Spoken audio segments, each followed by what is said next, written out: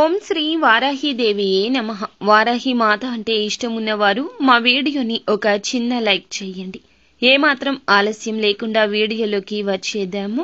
భార్యాభర్తల సమస్యలు కావచ్చు, అప్పుల బాధలు కావచ్చు, సంతాన సమస్యలు కావచ్చు, స్త్రీ పురుష వశీకరణాలు కూడా చేస్తారండి మా గురువుగారు. మీ సమస్య ఏదైనా ఎంతటి జటిలమని మీరు భావిస్తున్నా తప్పక మా గురువుగారిని సంప్రదించండి.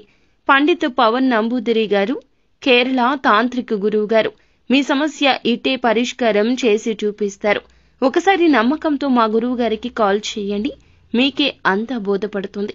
గురువుగారి ఫోన్ నెంబర్ 9043637512.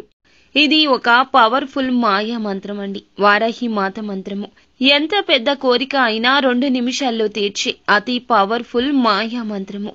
ఖచ్చితంగా ఏ స్వార్థం లేకుండా ఈ యొక్క ప్రయత్నం చేయండి. ఎంత కఠినమైన సమస్య అయినా, ఎంత పెద్ద కోరిక అయినా తీరుతుంది. ఎలాంటి సందేహం లేదు. మనస్ఫూర్తిగా ఎవరైతే వారాహి అమ్మను తలుచుకుని ఈ మంత్రాన్ని జపిస్తారో వారి కోరిక తీరుతుంది. ఈ మంత్రాన్ని మీరు ఖచ్చితంగా 21 సార్లు జపించాల్సి ఉంటుంది. ఇంకో విషయం ఏమిటంటే, పీరియడ్ సమయంలో ఉన్నవారు నాన్ వెజ్ తిని ఉన్నప్పుడు ఈ మంత్రాన్ని జపించకూడదు.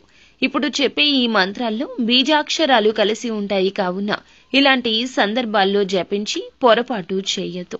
అలాగే ఈ మంత్రాన్ని జపించాల్సిన సమయం వస్తే మనం బ్రహ్మ ముహూర్తంలో ఏ పని చేసినా, ఏ కార్యం తలపెట్టినా 1కి 2 పుణ్య ఫలితం వస్తుంది. అందుకే మీరు ఏదైనా పూజ చేయాలి అనుకున్నా స్నానం చేసి చక్కగా ఈ సమయంలో ఆరంభించాలి.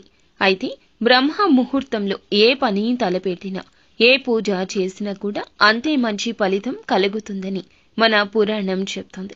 కాబట్టి 3:30 గంటల నుంచి 5:30 గంటల్లోపుగా మనకి ఈ యొక్క బ్రహ్మ ముహూర్త కాలం ఉంటుంది. ఏ పని మొదలు పెట్టినా ఈ సమయంలో మంచి జరుగుతుంది. మంత్ర జపం చేయడం కూడా ఈ సమయంలో 1000 రెట్ల పుణ్య ఫలితాన్ని కలగచేస్తుంది.